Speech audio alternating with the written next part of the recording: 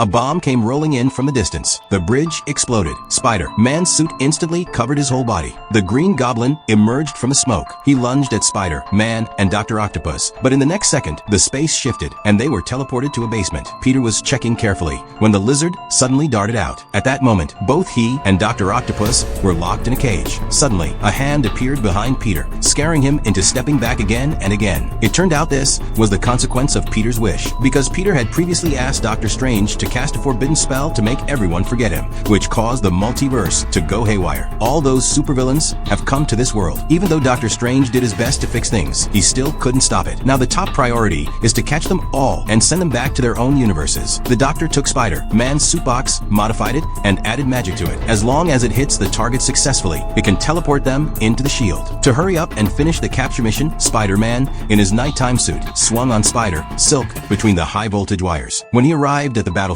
the surrounding environment was eerie and terrifyingly quiet. A figure suddenly appeared on the high-voltage wire behind him. Peter's spider sense was triggered again. He quickly turned around, gathered a magic array, and shot it at Electro. But the array passed right through his body and teleported a tree back instead. Electro, who was absorbing electricity, was instantly roused and shot lightning at Spider-Man with both hands. Since the opponent's attacks were too dense, Spider-Man could only keep moving through the air with his spider silk. But he was eventually hit by lightning and fell from the sky. At that moment, a more powerful bolt of lightning came speeding toward him. In this moment of crisis, a wall of sand shot up from the ground, blocking the fatal blow for Spider-Man. It was none other than Flint Marko, the Sandman from the original Spider-Man. He thought the other person was the Spider-Man he knew, but there was no time for explanations, so the two decided to team up first to take down Electro. The Sandman turned into a sandstorm and charged, surrounding Electro completely. Spider-Man, while dodging the lightning attacks, jumped onto the high-voltage iron frame. Then he shot countless strands of Spider-Silk to stick to the high-voltage electricity. With a mere mortal body, he actually tried to tear the wires apart, but through his unremitting efforts, he finally succeeded. Deprived of the power supply, Electro reverted to his true form at that point. So Spider-Man teleported Electro back to the Magic Age. The Sandman thought Peter had killed him at that moment. Before Spider-Man could explain, he was about to make a move, so Peter had to send the Sandman back too. Thus, all the multiverse monsters were gathered in one place. Now, only the Green Goblin was still at large, but he seemed to have regained Norman's personality, smashing the Green Goblin persona's mask with a brick. And at that time, he also went to find Aunt May. Peter knew something was seriously wrong and rushed back in a hurry, only to find an amnesiac old man. Peter had no choice but to take Norman back to the sanctum. It turned out they all knew each other, and the Sandman said they had all died at Spider-Man's hands. Norman was impaled by his own glider. Dr. Octopus drowned in the river because of the reactor. Electro was overwhelmed by electricity. The lizard fell to his death from a tall building, but their memories were stuck at the moment they were teleported just before death. In other words, as long as they go back, they will definitely face death. Just then, Doctor Strange appeared out of thin air. He raised his hand and sent Norman into the cage, preparing to use this soul catcher to set all time and space back on track. Hearing that they were all going to be teleported back to die, Peter immediately begged the Doctor to let them stay in this universe. The Doctor said they had to die and started activating the soul catcher. Just as it was about to be completed, a strand of Spider-Silk shot over. The soul catcher was instantly snatched by Spider-Man, and he himself was sent into the cage. Spider-Man tried to run with the soul catcher, but he couldn't get away because Doctor Strange would never let him leave. Peter tried to pull the same trick again, but the artifact was instantly reclaimed by the Doctor.